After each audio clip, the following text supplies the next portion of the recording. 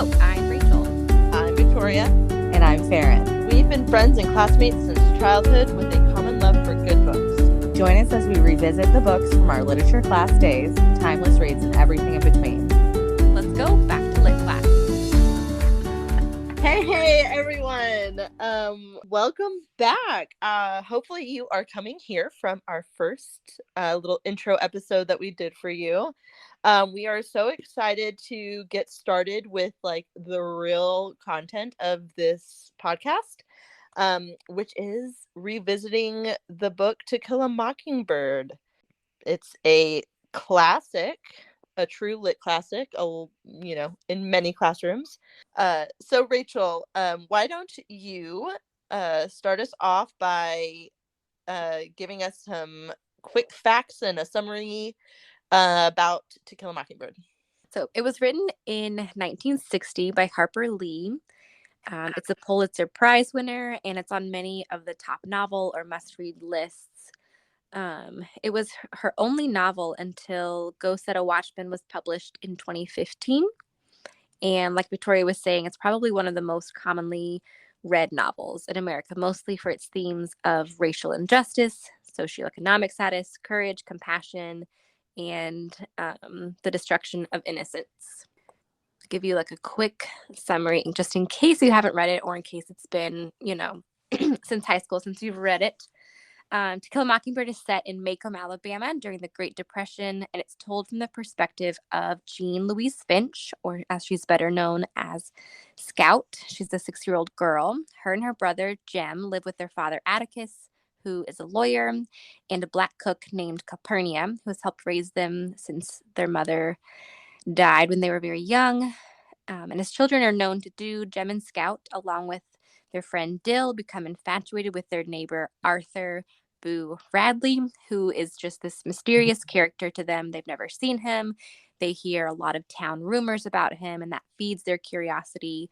So they kind of question, who is he? Is he friendly? Is he scary? He's just this unknown person to them. But you can tell Scout especially thinks that he is misunderstood or not fully known, which, of course, is a central theme for many of the characters in To Kill a Mockingbird. The book centers around the various people of Macomb and a trial in which their father, Atticus, is defending a black man named Tom Robinson, who has been accused of raping a white woman from one of the poorest families in Macomb. All right, so as you reread the book, what or some things that stood out to you that maybe you didn't catch reading it in high school? Do you remember how old we were, like what grade we were in when we read it? I thought it was freshman year. Am I wrong? I cannot remember. I think it was sophomore year. I can remember the classroom we were in. Yeah, because we had Miss Boehner both of those years. Singing Taylor Swift's, that like our song, the really twangy one. We would just sing that back and forth a lot. I think that was the same year. Okay, so 100% then it was probably closer to like sophomore year because Farron and I listened to Taylor Swift on the way to Colorado. Oh yeah, and that was sophomore year. Like as you reread it, did you remember anything? I think the biggest difference that I noticed was then I think I related more to like the kids in the book. And reading it as an adult, I can see and understand the perspective of more of the adults in the book, if that makes sense. Or like or not even see their perspective, but things that stood out to me more were some of the things that adults were doing. Yeah, and there were like I don't remember there being so many adult characters. Reading it as a high schooler, I remember really focusing on Jem and Scout and of course Atticus. But like reading it now, you're like, oh, there are a lot of these kind of peripheral characters that are important to the story and the themes. Like I don't remember any of them. Mm-hmm. But now they're like it was much more relatable as an adult. Yeah. I definitely remember really focusing on Scout specifically, and relating to her mostly. And then I have a different perspective, I guess, of Atticus reading it as an adult than I did as a kid. I just remember thinking, like, as a kid, he was kind of like this savior figure, I think. And as an adult, I don't know. I just did not see him as that in this book at all. Yeah. Like, he was forced into this role, and he's not some kind of, yeah, Yeah. Isn't there savior. there's like a line in there of like basically saying that like this is just like every person has this time in their life where they have to do this kind of thing, and like this is Atticus's time to do this. Yeah.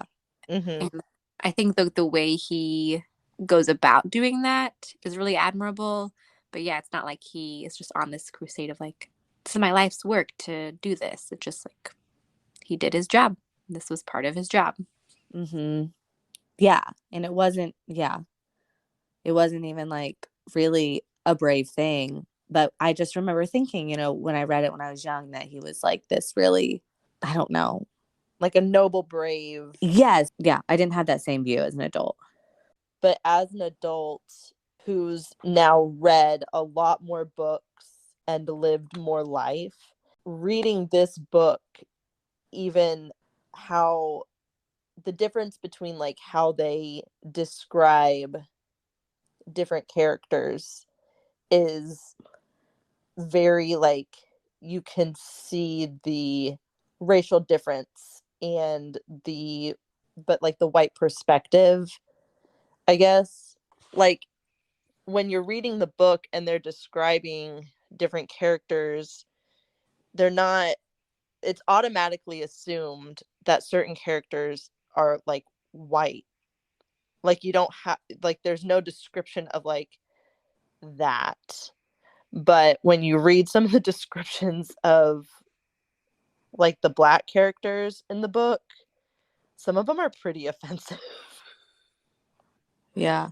And even though it was a book kind of written to bring out a lot of the like racial prejudice and like call that out and bring like, I feel like bring some awareness to that. And I think that stood Mm-hmm. out to me more as an adult than I took note of it as a kid. I mean, I don't remember I remember being like, wow, that's not good. But now as an adult, I can see more in detail, like in the writing and how the book was written, how there's even some of that.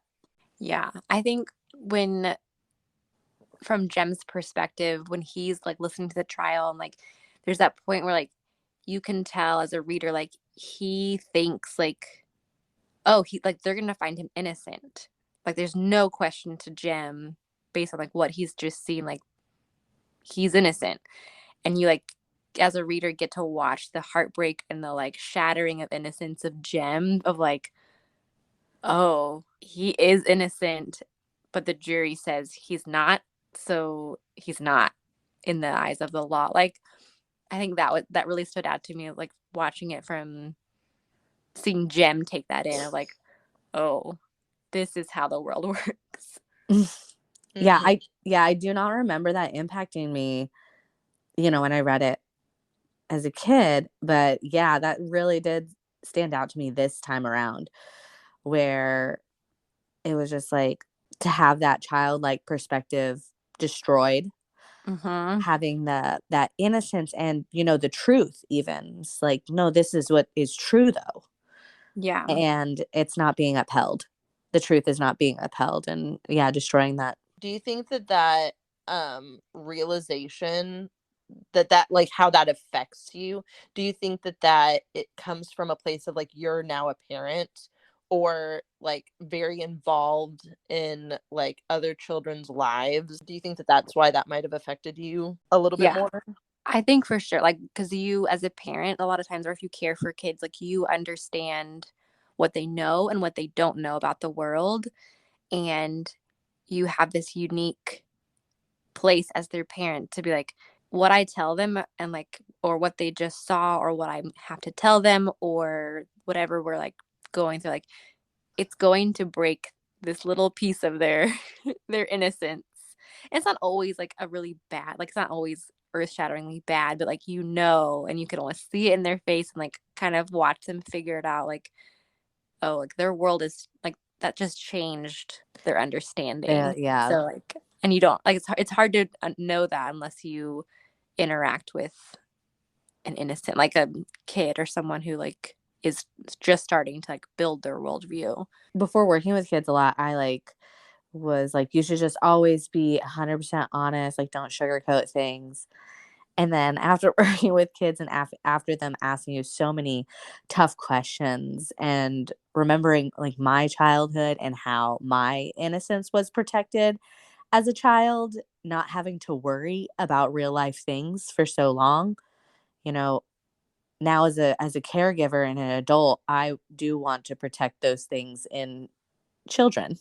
Something to kind of piggyback off of the like whole parent perspective reading this book is like I think how differently children were treated when this book was written compared to like how children are treated now. Like in the book, adults are always defended against children basically. Um Even if the adults are like in the wrong. There's there was like the incident with like Miss Dubose, Mhm. Yeah. Yeah. um, Mhm. and how she was just always like so mean to them and saying horrible things to them, and like in the book, I was just shocked that Atticus says that she's like the bravest person he knows. I'm like, she was a bad person and she was horrible to your children. And I get that he was like trying to kind of like teach them a lesson and stuff, but the way he just made her into almost like a hero, I thought was so bizarre. I feel like Atticus is always trying to make everyone into it. Like, he sees as his job is to, like, find the good in even the most deplorable of people. Mhm. Except for maybe Mr. Yule. I don't know. I can't remember him, like, defending him. My gut says he probably did in some way, I think more so in the beginning. but I'm like, he always was looking for what's the good in that person. Uh-huh. Which I think Or is he at least, yeah. noble, but also just not necessarily, I don't know. I just like would never stand if I had a neighbor that was like berating my children and harassing them. I would not just be like, you guys just need to like be Go nice read to them and like go go read read to the them. book Yeah, and then go read to them. while they yell at you and call you names. Like, no, I would be like, don't fight back, but also I might have to go to have a talk with that person and be like, if you continue to harass my children, Yeah, it's also just like very very different lessons taught from back then to what we teach now. And like I still think we're taught to like respect our elders in a way, but without also not that getting they're like not that taken they are advantage. their knowledge isn't the end all be all and that Yeah. they know more than the younger generations. That I don't think we have the same perspective on that anymore. Yeah. And I don't think that like adults can just say whatever to children without having any consequences just because they're elders. Yeah. But it was a different time. Obviously. Very different. These are the 30s there. Yeah, and she's writing in the 60s about the 30s. So Yes. So, yeah. Which I was actually thinking, you know, since it was based in the 30s, I was like, I feel like these people are actually very lenient and really not as racist as it was.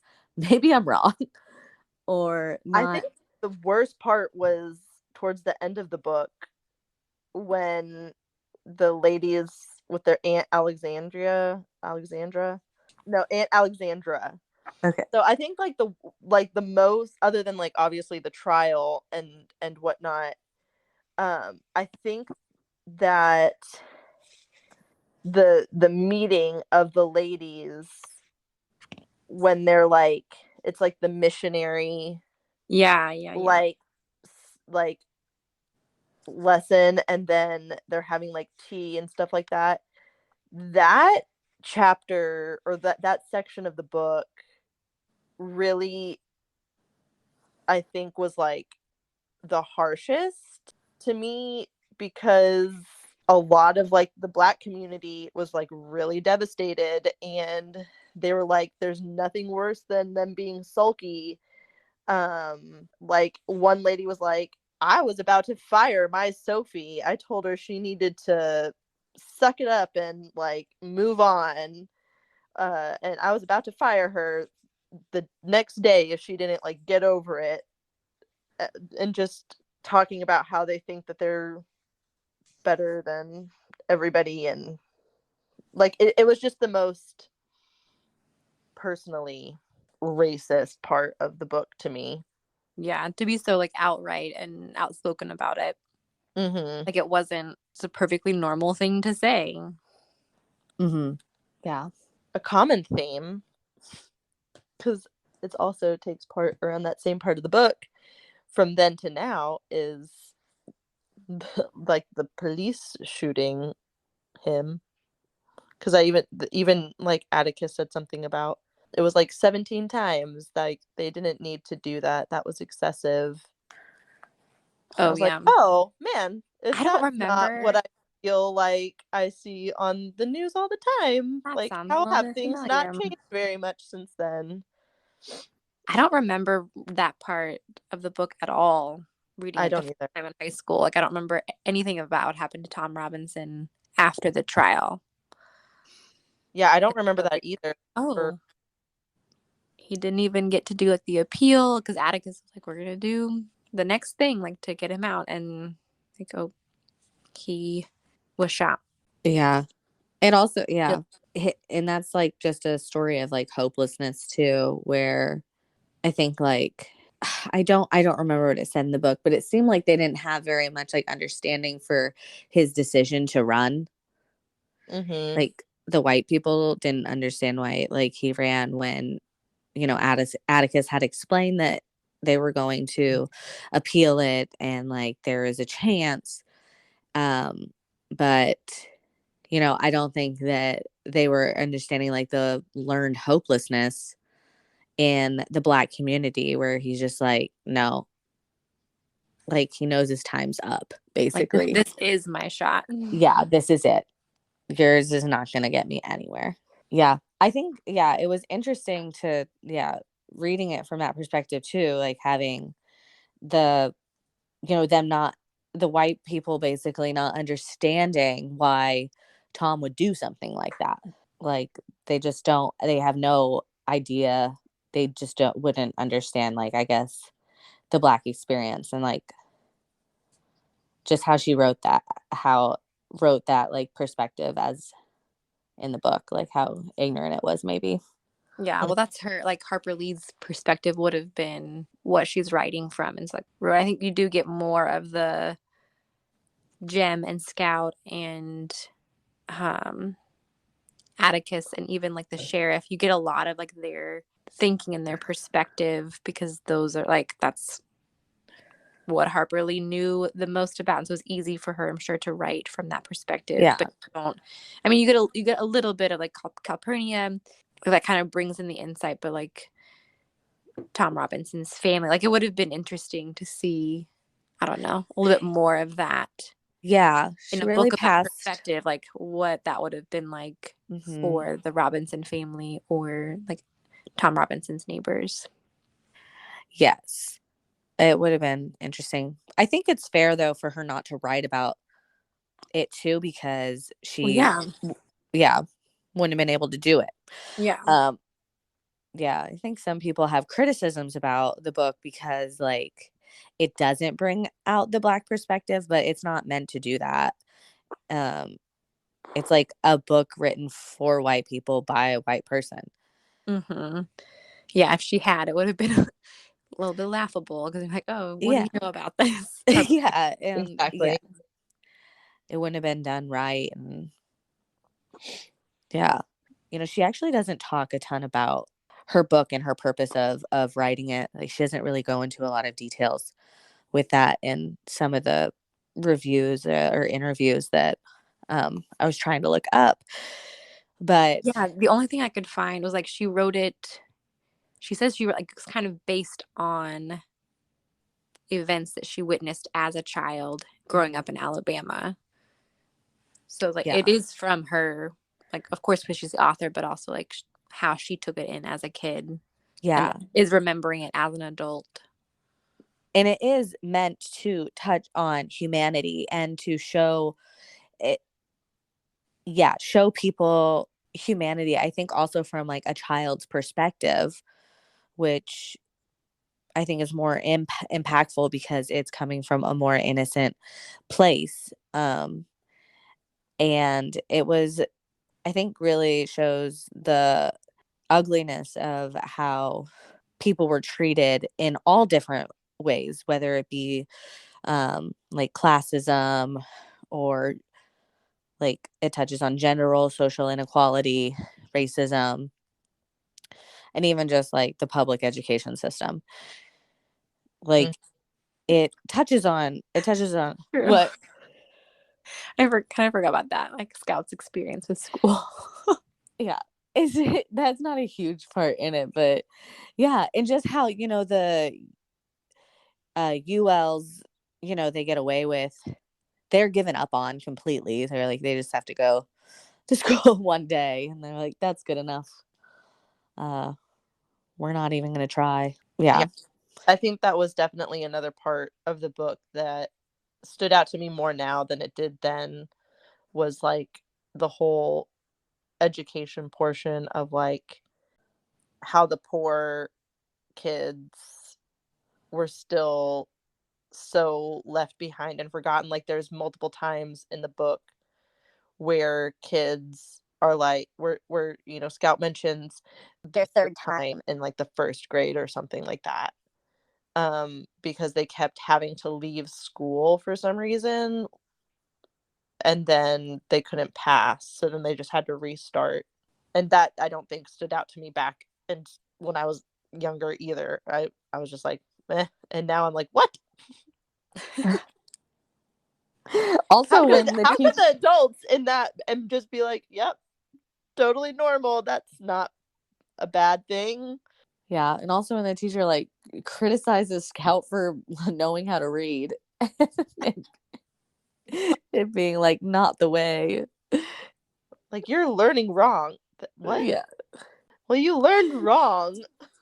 I Man, didn't what is understand that piece too much. Like, I was literally like, how? What are you wanting to reteach her? yeah, a teacher nowadays would be like, oh, good.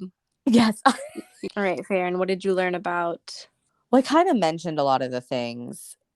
Just, I think some people criticized having this book because it's used to touch on racism, but it is a white story told to white people. And it really doesn't tell of the Black experience, I don't think, at all. And it's not meant to.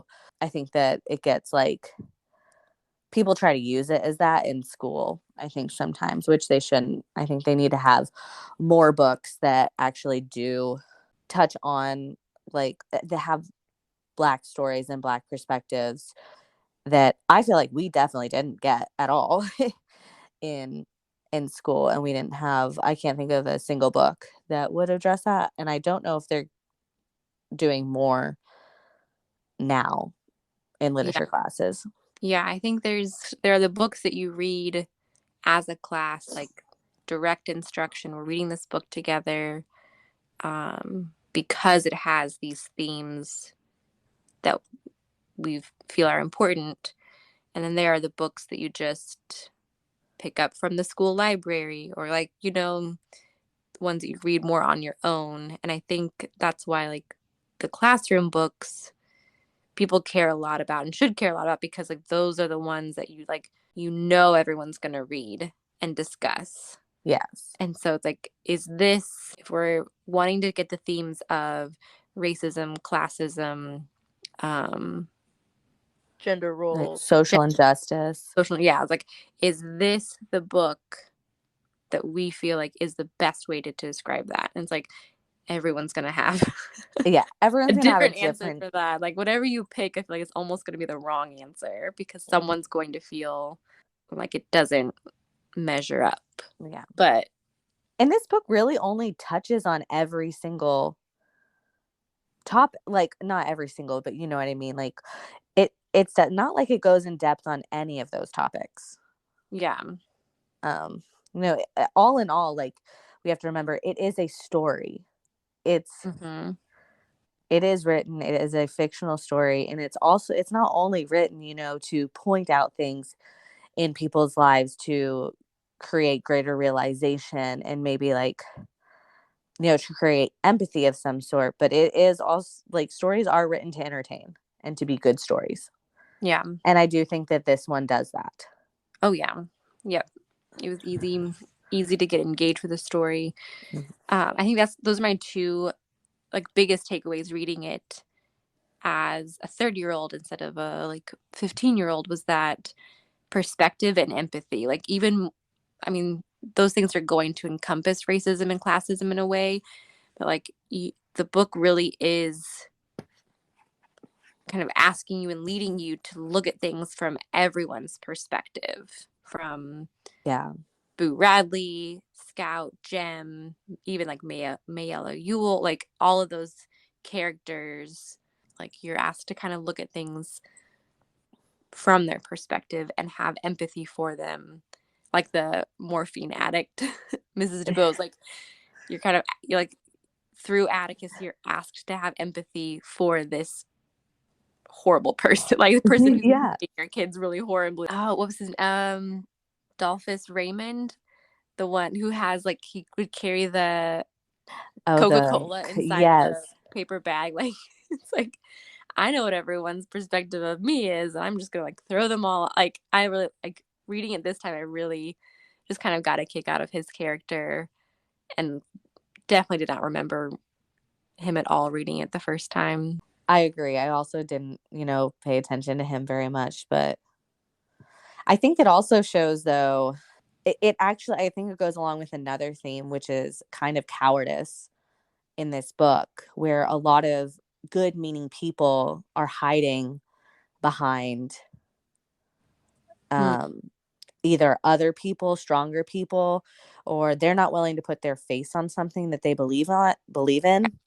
yep. That actually really stood out to me this time, and I don't think I even thought about it before, but how the judge had specifically assigned Atticus to this case because he wanted the case to be he wanted the best for Tom Robinson, but he was not willing to stick his neck out at all. Like a lot of the people are like hiding behind other Yeah, people. that's true. I didn't see Mhm. that, but that's a good theme. And the same even with, I mean, Dolphus Raymond, like it is a different time and it's hard, but like he is hiding behind something. He's still Mhm. not willing to stick up for what he believes in.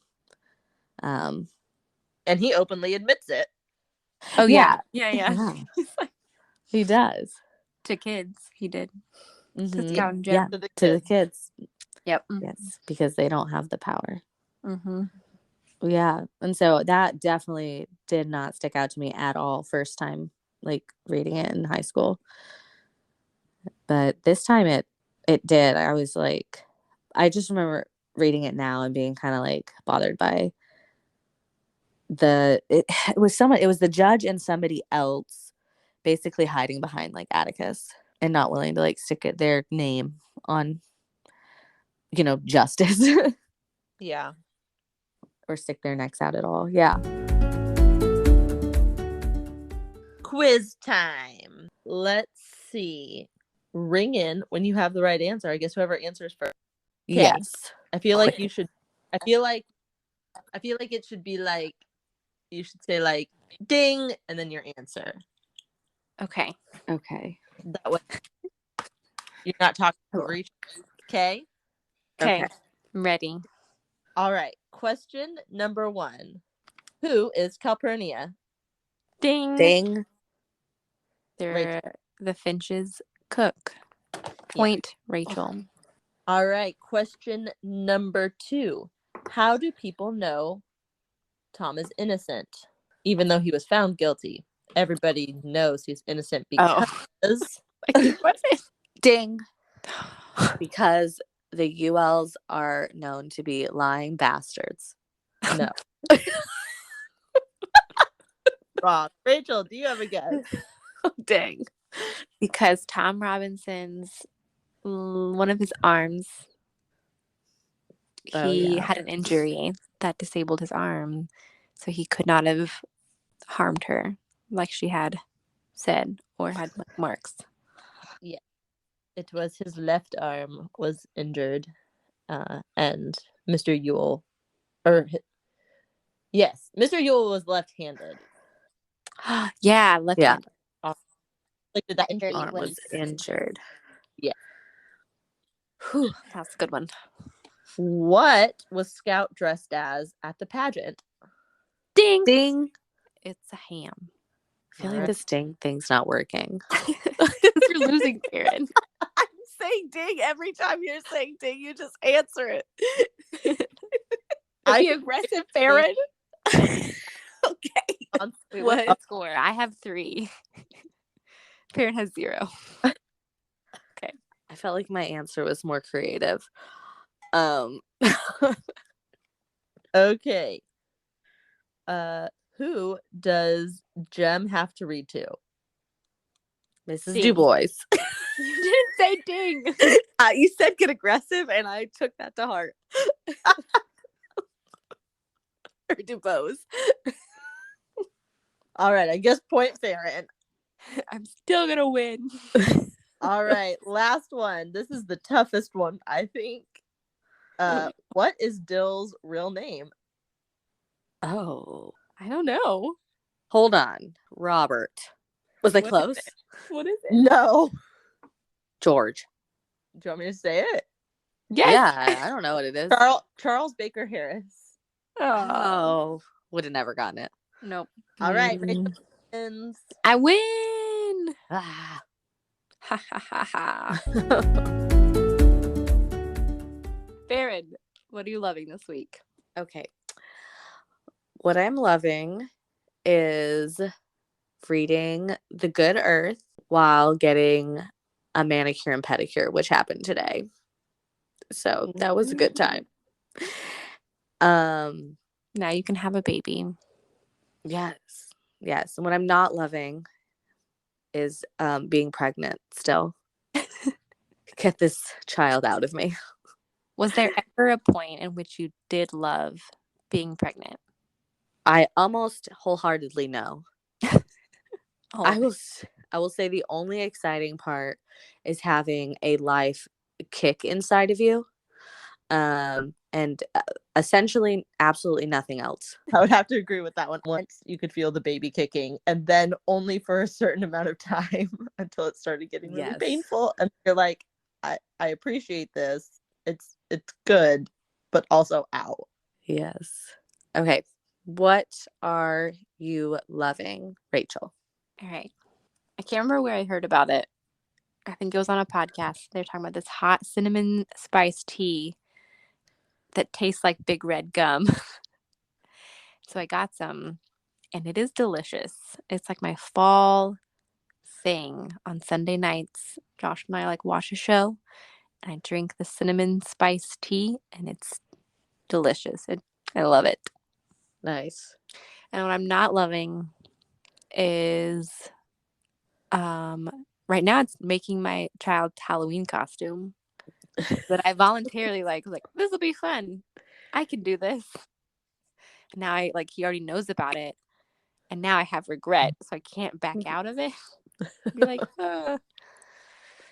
So that's what I'm currently not loving.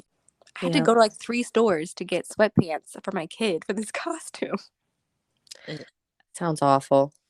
I don't even want to go into one store. I know. to get food that I'm excited about eating. So just give me some Flamin' Hot Cheetos. Ugh, I almost did today. I was like, no, you're losing it. You got to get it together. Did you pack your hospital bag with like your snacks? Are you allowed to eat snacks? Not during labor, but after you can. Not yet. We have to still do our snacks. And so That's good. That way you don't eat them before. yeah. Victoria, what are you loving and not loving? All right. What I'm loving this week was the book Beach Read. I enjoyed reading that one by Emily Henry. That's on my list. I read it in less than 4 I've read hours. that. Whoa! So, Whoa, that's That so feels fast. like a free time flex. I stayed up until Oh. the morning to read. When did you have 4 hours to read? Yeah. All when everybody else was asleep. Definitely regretted it the next day at 6:30 in the morning, but you know. All right. And then what I am not loving is lots of doctor's appointments right now with me and my kids. Just surgeries and poison ivy and eye doctor's appointments and all of it. Too many. Too many. Stop it. No more. It is a lot. So, thank you for joining us today with our revisit of To Kill a Mockingbird. Next time is going to be a little bit more lighthearted. We have chosen to read Holes by Louis Sachar, which is a book that we read in 5th grade. So that should be a fun one. See you guys then. See you next time.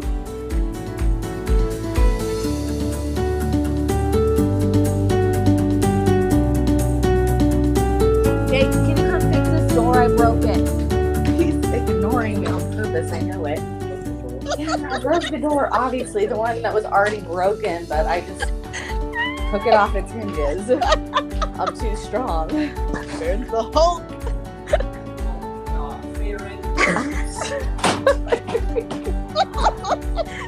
He's gonna get it, guys. Don't worry. Okay, I will. Don't put any pressure on it. Okay. That's what she said. I don't know. That's all I can think of. Got it. Close this one first. You do this. I forgot. These doors That- are dumb. Victoria should do this. Okay. You hate me, and it's obvious. Victoria, you do it. Back to lit class. Good job. That was good. It was good.